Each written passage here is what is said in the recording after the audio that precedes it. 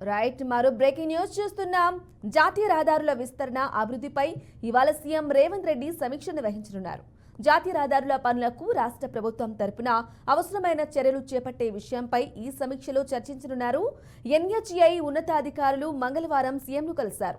ఈ సందర్భంగా వారు పలు అంశాల్లో రాష్ట్ర ప్రభుత్వ సహకారం కావాలని కోరారు.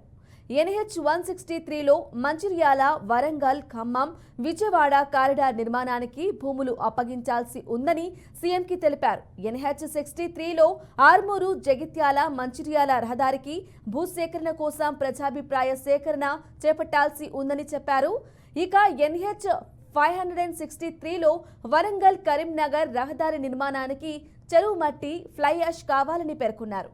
NH 44తో కలాకల్, గుండల్, పోచంపల్లి రహదారి 6 వరుసలుగా విస్తరించేందుకు భూసేకరణ చేయాలని, ఖమ్మం, దేవరపల్లి, ఖమ్మం, కోదాడర రహదారుల నిర్మాణంలో పోలీస్ భద్రత అవసరం ఉందని ముఖ్యమంత్రికి వివరించారు. ఆ వినతులపై స్పందించిన సీఎం సమస్యల పరిష్కారానికి నేడు ఉన్నత స్థాయి సమావేశం ఏర్పాటు చేశారు.